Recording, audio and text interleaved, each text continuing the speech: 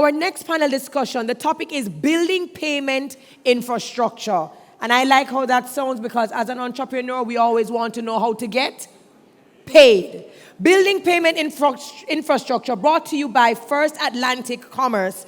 Our amazing moderator for this panel discussion is Rachel Welch-Phillips, Senior Associate Dentons, and she will, of course, introduce and invite her panelists. Ladies and gentlemen, put your hands together for Rachel Welch-Phillips, Building Payment Infrastructure, brought to you by First Atlantic Commerce. Guys, I love your blazer. Thank you. Hi, good morning, everyone. It's great to be here. Oh, these lights are bright. All right, I can't see you all as well as I thought I would, but I hope everyone is ready for our changed agenda.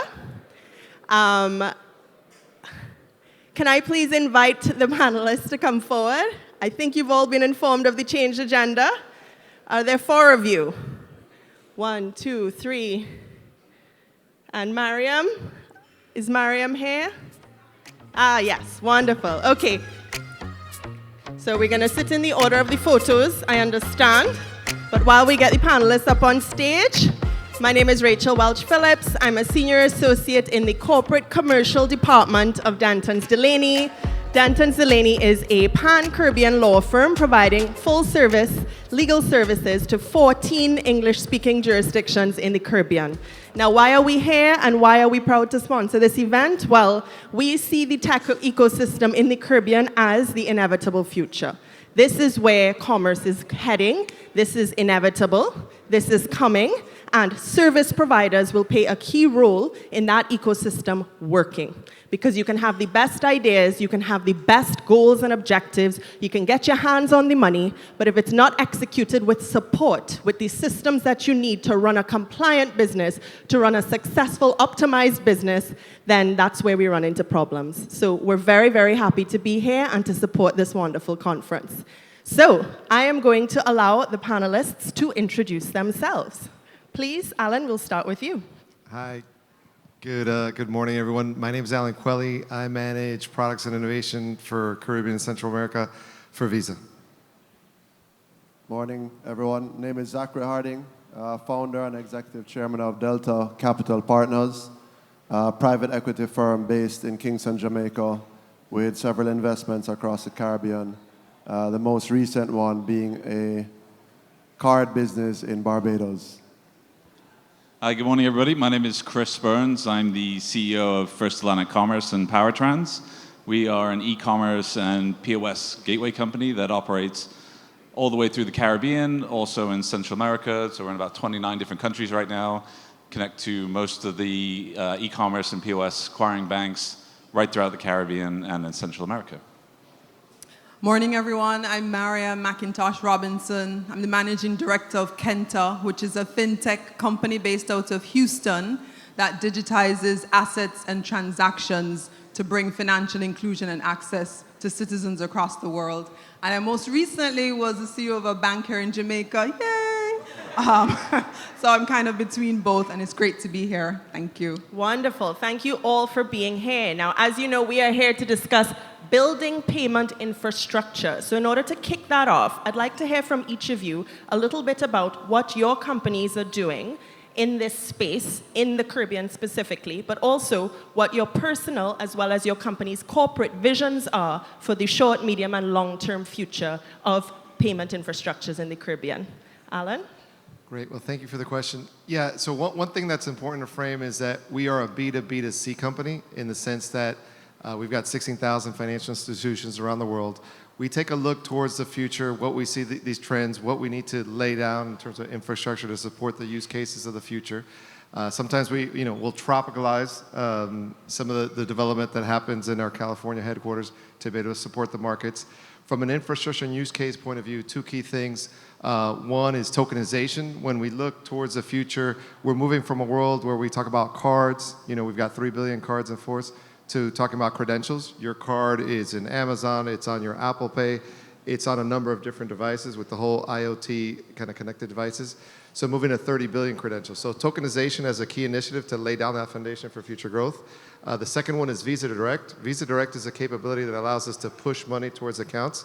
Remittances is a big use case. It's a huge percentage of GDP in the Caribbean. And we've got a number of clients that are taking advantage of that opportunity. Let me give you a credential so you can receive your remittance and make that process easier. Two other big things we're doing around e-commerce, right, where a greater share of transactions are taking place from an e-commerce point of view. The pandemic helped accelerate that, as well as contactless transaction. So that's a base of what we're trying to build for the future. But again, the message is we build that and we deliver it to our clients, or the FIs around the world, and they ultimately they enhance it and deliver it to consumers and deliver it to merchants. I think that needs a round of applause. Well done. So as a private equity firm, we are not a tech firm. So we're not a tech company. We don't own any software. We're not trying to build the latest app to do the latest cool thing. There's lots of you here on the stage that do that already. We're looking for companies to invest in or to establish or build or grow that can create and foster the ecosystem for these transactions to take place. I was having a conversation with someone earlier on, and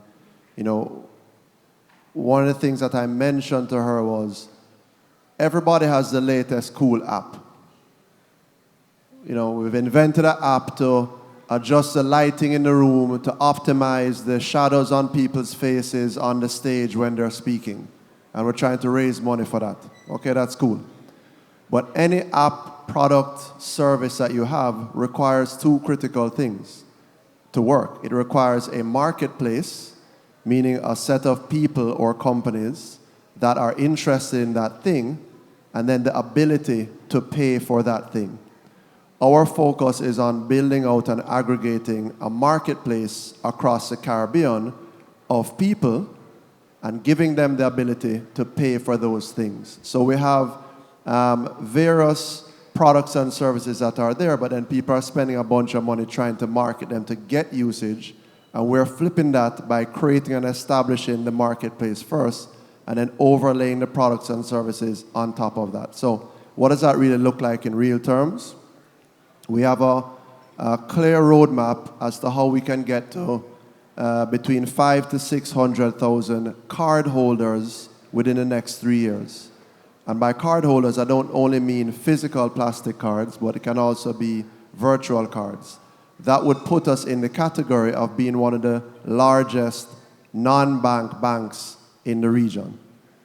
And so we're doing that by partnering with other people, by bringing together a marketplace of customers and then overlaying the products and services of First Atlantic, of Visa, MasterCard, whatever, to be able to transact business back and forth.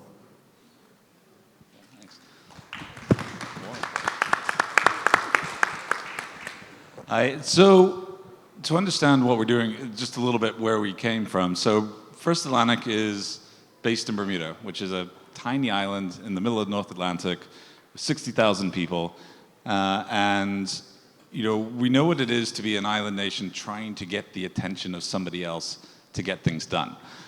So when when our original founder was looking at the e-commerce space and trying to technically integrate to a processor, which is on the back end of our gateway, it's really complicated. And it's something that we have learned to do and something that we specialize in, but it was really hindering people that were launching e-commerce websites in terms of getting paid online for those goods or services. So the company was founded and designed to create that interface to that technical layer, but then provide a really simple interface on the front end so you could integrate your website to our gateway, and then we would run all those transactions through the Visa network and to the MasterCard, Amex, whichever one it is. And so when we were developing as a company, we were trying to play in the US and Europe and Mexico and all the big markets. And then we quickly realized that was not a sustainable business model, because we were going up against really large companies. And we looked at the Caribbean, And even though Bermuda's not technically Caribbean, we feel like we're Caribbean. But I know this is a source of great debate all the time. And so we saw that the market had all the same issues that we had. And there was this real will and desire to grow the e-commerce economy. So we systematically worked through every country in the Caribbean, working with every bank in the Caribbean to integrate our gateway to that bank, to their processor, to access the Visa network, to access the MasterCard network, to enable that e-commerce economy to grow. So we've been in the region for about 23 years, actually, altogether, in various different forms and guises. So now, when you look at what FAC is now, the network is designed to help grow that economy, that base, to help the front end companies, so the B2C companies that want to grow, want to accept payments, want to be able to look internationally as well. Because when we talk about scale, and look at our company, for example, we couldn't have survived just as a Bermuda-based company. We need a lot of transactions to go through the system. So we had to scale. We had to go bigger. We had to run through the region. And if we look at what our mission is, back to your point, our mission is to be the best possible payment gateway platform, whether it's e-commerce or point-of-sale transactions, that we can be for the Caribbean. And that's what we try and do every day. So just to answer the question on payments, I first have to describe what Quenta does. And I've gotten a lot of those questions. Mariame, what do you really do? So I'll just start off by saying, who in here owns gold? Hands up. Like actual gold bars. That's okay. Because mostly it's either very rich people or institutions. That's usually who owns gold. So what we do at Quenta is we actually focus on assets and digitizing assets. And our first is really on commodities. And our core product that we started with is gold. So what we do is we take the gold supply chain and we've digitized that. And using artificial intelligence, we have traceability from mining, refining, logistics, and to the vault. And then at the vault, that's where we actually mint tokens. So now we take that digital that has come in as a non-fungible token, and then we fractionalize it so people have access to gold. 1 gram of gold, if you call it, 1 gram, is what we call a digital title of ownership to gold. What does that do? It introduces liquidity features to an asset, a long-time asset, that usually the average person does not own. Gold is helpful in markets where there is currency devaluation. It's kind of the order of the day. It's arguable whether it hedges against inflation. It depends. But now you can access that gold, which sits in a Swiss vault, Volcambi, through an app. Back to Zachary's point about apps. There are many apps to do many things. This is what we're able to do.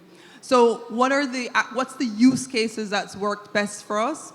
There are actually 2 kinds. The first, and that we're serving customers right now. One of the biggest pain points we have in the world is the movement of money across borders. No offense to those who are moving the money across borders, but it's very expensive. And so the ability to serve clients, business clients who have complex payment needs, small amounts, to move across into many countries, and every country has their own financial ecosystem, is very powerful. And you find this usually in the creative space where you have to pay royalties to people around the world. Right now we're serving a client that is in the aggregated ad space who has creators all over the world in 42 countries. And we're able to use this digitized gold token, if you will, to move it from the business wallet to the app, to the creator. And then it's all about that last mile access. How do you convert that to fiat? And that payment piece, that last mile access, is all about partnerships. So with Visa, MasterCard, Visa, because you're up here for sure, but also with PayPal, Payoneer, and some of these other fintech and financial institutions who have that money transmission license to be able to convert to fiat. So that's what we do. And when you think about the mission, for me, when I'm working at companies, it's all about what's that tangible pain point that you're addressing for people that really you can see the results immediately, not dream about the results. And that tangible pain point is reducing the friction and democratizing access to the financial sector ecosystem in the world to elevate global citizens. So that's what we do, and that's what we're in the midst of now. All right, thank you very much. All right, now my moderating style is ever so slightly controversial, so I'm going to be asking some very pointed questions to some of our panelists here. Alan, I'm going to start with you. Uh-oh. What is Visa doing to ensure that their dominance in the payment space is not stifling innovation?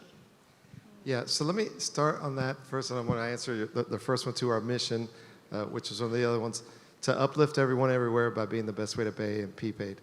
When we talk about how people pay today, about 80% of that, because we talk about Visa and MasterCard and Amex, et cetera, but when you look at the key metric, one of the ones we measure is PCE, which is personal consumption expenditure. Only about 20% is on cards or some sort of electronic means. 80% is cash and checks. So we do need the innovation to go after, that 80%. And to do that, we've been working over the last 4 or 5 years on building an open collaboration ecosystem. What does that mean? We open up our network via APIs, so that way, we've made this exposure via Visa Developer Platform, VDP, where you can go, if you're a developer, there's 30 million developers around the world that can build on top of us. We realize we can't do this alone, right? So we need help. Also, we've built kind of a network of innovation centers. While they're physical locations, they actually represent a human-centered design approach on how we want to develop solutions for the market, driving greater financial inclusion, not just consumers, but merchants. And then the last piece is really fintech engagement, right? We know we can't do it ourselves. Let's build together not just with ourselves, our clients, but ultimately the fintechs, they have capabilities that they can bring to the table to help us develop better solutions. And we work there on a number of different dimensions. We've got our Visa Everywhere initiative, where we invite fintechs. It's kind of our scouting for what's new, what's happening. Just yesterday in Qatar, we had one of our finalists that won the competition in Caribbean and Central America was the LAC representative, and he was the People's Choice Award. So, we've got a track record there of trying to get the best out of the Caribbean and Central America to develop solutions. We'll take equity investments in certain companies, and we'll make full-scale acquisitions like we did with Yellow Pepper. So to the question of dominance, I think what's really dominating today is cash and checks, and our goal is to flip that by driving greater financial inclusion through things like urban mobility, through things like remittances, and really to try to capture that long tail. Amazing. Thank you very much. So to all the fintech in the room, come talk to Visa. Yes, please. All right. Zach, this one's for you. So in the previous panel, we heard from several sort of funds and ventures, and we're hearing about a lot of investment in female, black women-led businesses, which is fantastic, and we applaud it.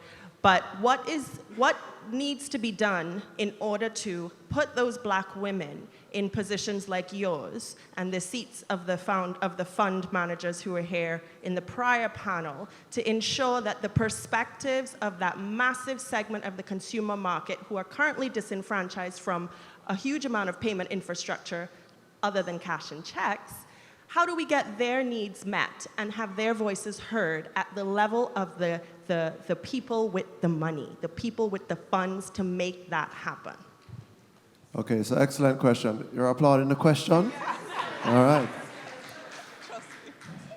I think it's already happening. Obviously, it's not happening fast enough. I met with the CEO of IDB Invest last week and with a bunch of IDB people, and he was very clear that IDB, and I'm no representative of IDB at all, they are very clear that part of their mandate was to invest in women-owned businesses. That's coming directly from IDB.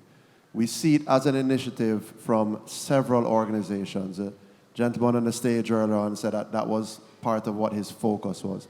So it is happening. What I've found is that there's less of a query at the investor level of should I invest in a woman-owned business or a man-owned business. The query is, how are you going to make back my money? The first principle I learned in investing was something called capital preservation. So everybody comes and does their pitch. It looks exactly the same. This is a cool thing that I've developed. This is my growth chart. It looks exactly the same. It's a hockey curve. Nobody ever shows a growth chart and it looks like this. Every deck looks the same. There's a budget at the end, there's an ask, and then we're going to deliver 20% IRR. Cool, that's standard, but it never actually happens that way necessarily.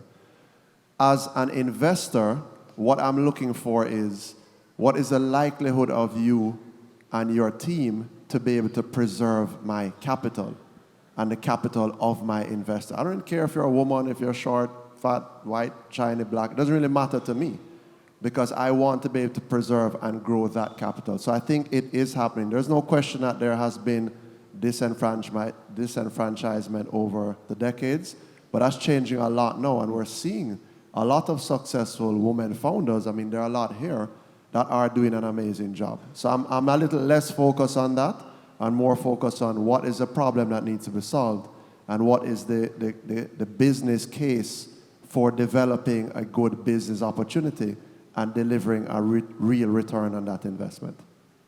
Thank you, Zach. I'm actually going to turn and take the same question to Mariame, because the question that we want to continue to applaud the growth in funding women founders, but they are still beholden to the will of the investor, i.e., the decision maker over who gets the money. How do we put more black women in that seat? Right, so thank you. So I guess I didn't say it to my introduction, but I was a private equity investor for 7 years across 2 funds. Came in as a senior vice president in Fund 1. We exited with a net IRR of 17%, which is good. And then I became a partner in Fund 2 before I got asked to run the bank. And so what I would say is the way I broke into private equity is someone, just like I kind of came into fintech and just like I came into running the bank, someone tapped me on the shoulder and said, Mariame, can you come and do this role? And my first response was, I don't know anything about the industry. And they're like, that's okay, you're smart enough, you'll learn it. And that's actually really true. And all of us in here are like that, quite frankly. What I would say is, so I agree that we should focus on making the money, and I think all of us, including black women who are investing, know that. But if we just focused on the return and the message, you will continue, you do things the same way, you'll continue with the same result. So it's in addition to that, it's a little bit more nuanced, which is for all of us who are going into the sector, right? For all of us who've gotten that tap on the shoulder, because we have to just be real about it. You don't just roll up into the sector. It's a great sector. So most people are pulling their friends in, and so the sector looks like how the sector looked before, because your friends look like you, on average. And so for those of you who go in, it's actually a bigger role. It's a bigger responsibility for us to actually make sure we stay in the sector. I'm kind of still in it, but we stay in the sector and we bring others along. And we go out there and we evangelize about how great it is. Private equity is an amazing sector because it allows us to work with entrepreneurs and add value for how they can achieve the growth strategy within their industry. And that panel that was here before, I think we're doing a great job, guys. High five. But I think that was also a great panel too. I took a lot of, no, it's true. I took a lot of hope and a lot of practical steps and clarity about how big and broad the industry is. Right now, I have someone who's trying to raise an Africa, Caribbean, US fund called the Global Triangle Fund.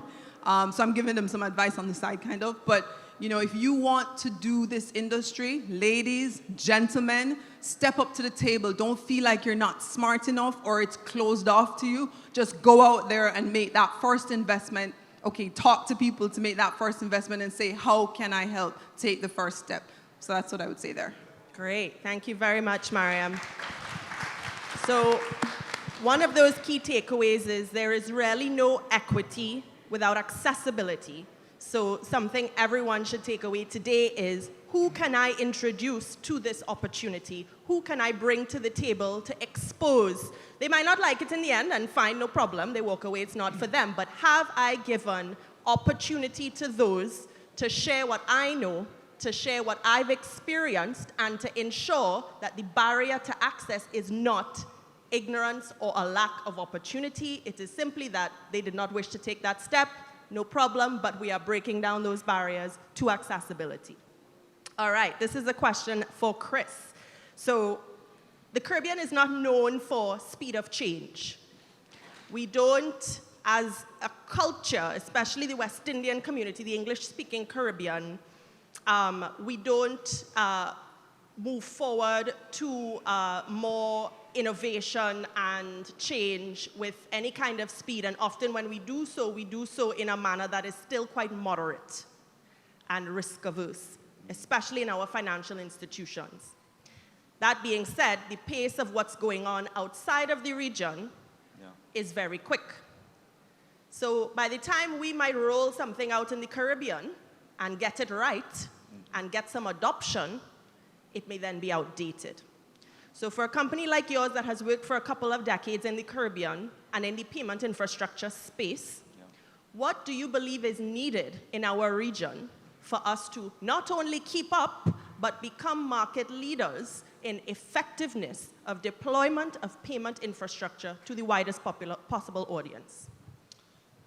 Yeah, thanks. It's a great question. And as you rightly said, we've seen it for a long time. And even with e-commerce, up until the point of the pandemic, it was growing, but it wasn't growing at the speed that it was in the rest of the world. And then suddenly when everybody had to be stuck inside, all the companies that had a plan for 12, 24 months out there suddenly had to jam it into a month. And it was chaotic, for sure.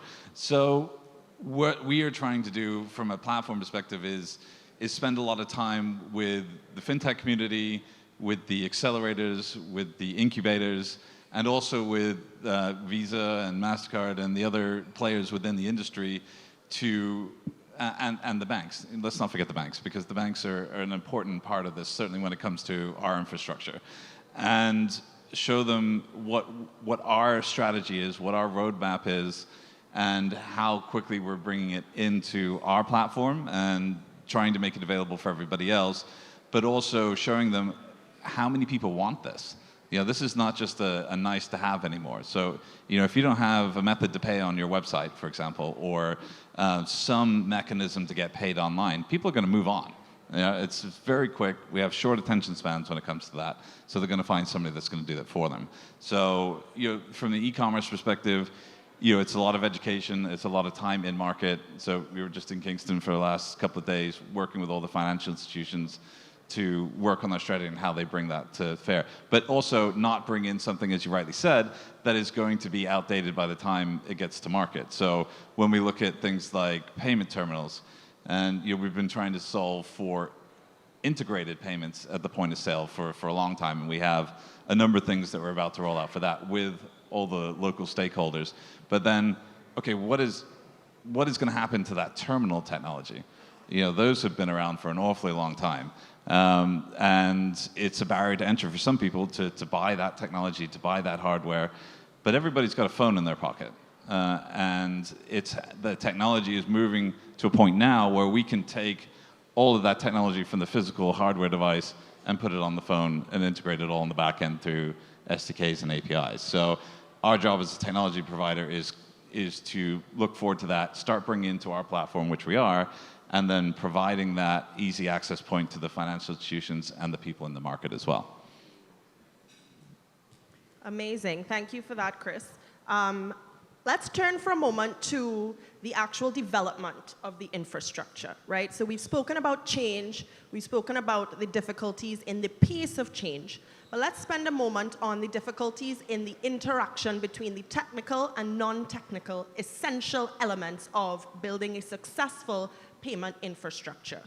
Based on your experience in this market, could each one of you give us your top tip for overcoming the challenges and barriers that are faced when the technical and non-technical teams come together to make something successfully roll out?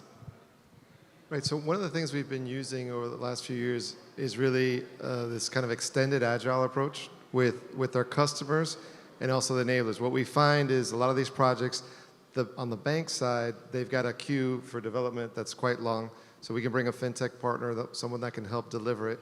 And basically between the three of us, we've got representatives from Visa on the client side and the enabler to deliver the solution. So there we're going to have technical and non-technical people. We're going to have the client defined as a product owner, and their job is to prioritize what needs to be delivered. We all agree on the backlog, what needs to be delivered. We've got the non-technical people saying, this is what generates the most business value. I need to prioritize that. And then we'll have a technical team, part of the technical team, which is coming from the enabler partner, they're the ones that are actually going to do the work. We'll meet, we'll run 2-week sprints, we'll review it, make adjustments. And I think the biggest win in using that approach is that you're faster to identify what obstacles are in your way, and you're faster to resolve it. That's what's helped us accelerate time to market to deliver this infrastructure. That deserves a round of applause again, no? All right, so agreed with that completely. And you used a word earlier on, which was controversial. You wanted to be a little bit controversial, right? I sat on this stage here a couple of years ago with my friend Alwyn Wayne from WePay. And we had a nice spicy discussion, and everybody left and said, yo, you guys are like arguing on stage. What's going on? And we're not arguing, but we're just having a conversation. It's not just about saying the right thing at the right time. So I don't mind being a little bit controversial. The key takeaway from what I heard earlier on was 80% of people are still using cash, right? Okay, so if 80% of people are still using cash, because I'm not a tech guy, right? I am by background a marketing guy. I want to find out what's the reason for that to help to advise and inform me what I need to do through that process to change that. So we can have, a structured process. This is our project and timeline, and we're going to do this and do that. It's about the person in the street and what their needs are. Right now, the issue that I have with a lot of what I'm seeing is that it's all based on tech. And it's not based on what people really actually need or want. People are actually okay with their cash.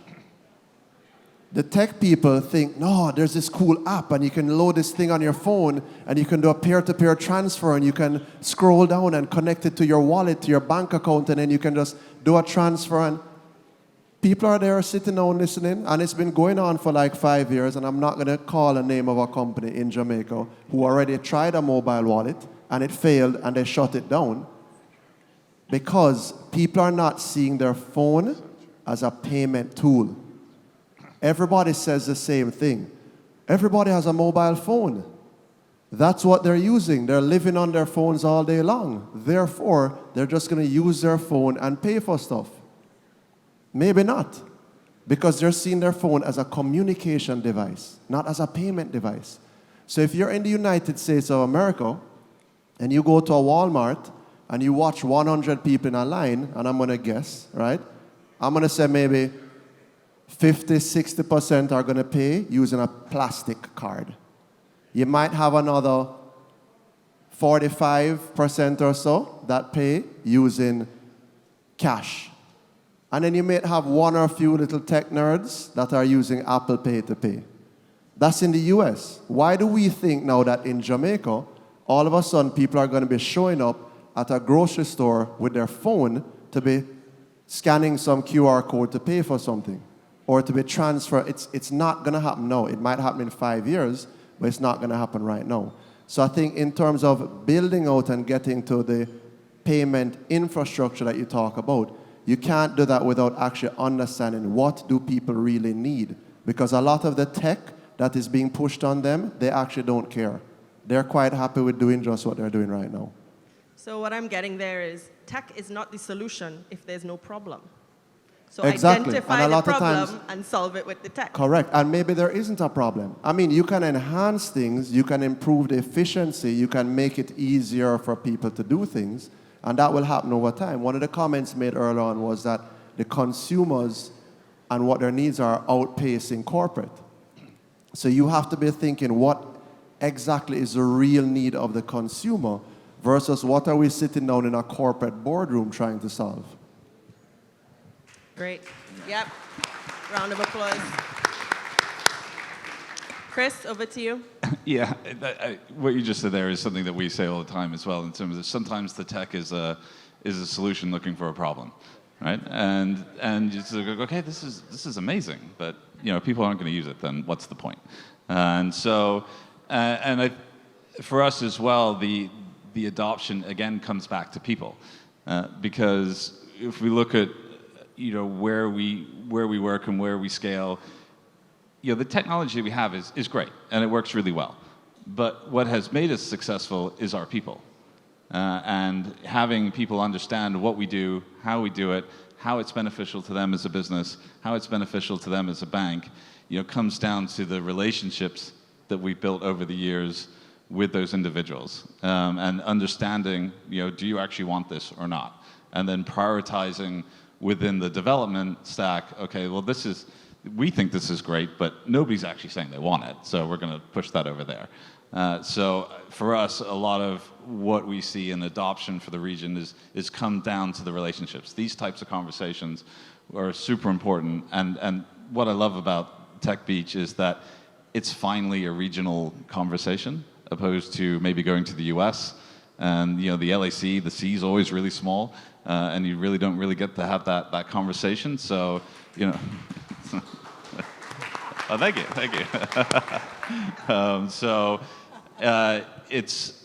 It's very refreshing to be able to sit in a room with a bunch of people that all have a common problem.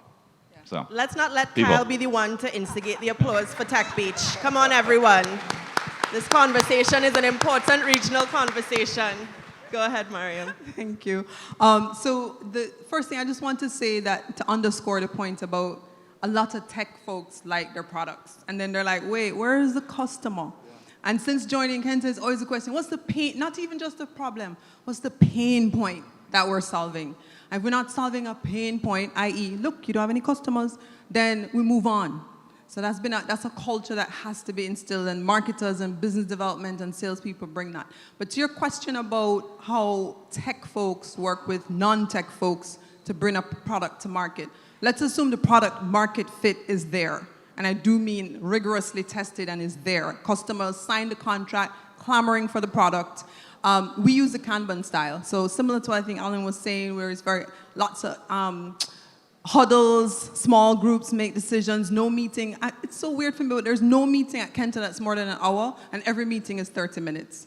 I feel bad for all the people that work with me at the bank, because my meetings were like 2 hours long. So I've learned just the efficiency of how we work, and then making sure everybody's in the room. So you need accounting, you need compliance. It's not just about product and tech dev. You need all the other facets, because there's an operational piece to get that product across the market, across the finish line. And the final thing I'll just say about how tech and non-tech work together, because I want to make this point about compliance. And it's to your question earlier about why we're not moving faster in the region. So compliance, to me, all fintech companies, and I've kind of observed this and shared this, should have a compliance center of excellence. Like, at the end of the day, if you are a compliance center of excellence company, it can drive innovation. If you're running ahead of innovation and you're kind of like, we'll ask for permission or we'll understand that soon, that can stop you in your tracks at some point, or you're always looking behind your shoulders. And so what slows down the region is compliance, quite frankly. And I really have to give a shout out to our central bank in Jamaica, and even the Eastern Caribbean. And I saw Barbados is at a Fintech, where Barbados is also talking about regulations and changes to compliance. For the first time in history, I think, the BOJ, that's Bank of Jamaica, was ahead of the commercial banks with launching a digital currency, central bank digital currency. Now, I can't say I'm in favor of the wholesale model where the banks have to pay for this entry, but the fact is Jamaica is pushing on financial inclusion, which is the root cause of why they're pushing for this. And so now all of us banks had to be like, wait, we need to hurry up and start to innovate to match what the central bank is doing, because they're ahead of us. And there was another quick thing, a pain point which fintechs face, banks face, financial institutions face, is how to onboard proper customers, meaning you don't want illegitimate people coming in. And at Quenta, we run on blockchain, so once you come in, it's kind of stuck. So we are very careful about how we do the onboarding. And again, compliance slows down that change that you're talking about. But again, the central bank here in Jamaica, people say you have to give, you have to give your arm and a leg to open a bank account. And again, they've changed it. You have simplified account opening. You just share your ID and maybe something else, your tax ID and your real ID. And you can open a simple account and have it capped. So I think this whole pace of change, we cannot leave compliance out of that answer equation. And I think the region is pushing ahead faster now than in the past. And I think that is helpful. Amazing. All right, we have reached the 000 on our clock. So I think that is a wrap for this panel, but let's give a round of applause to our panelists.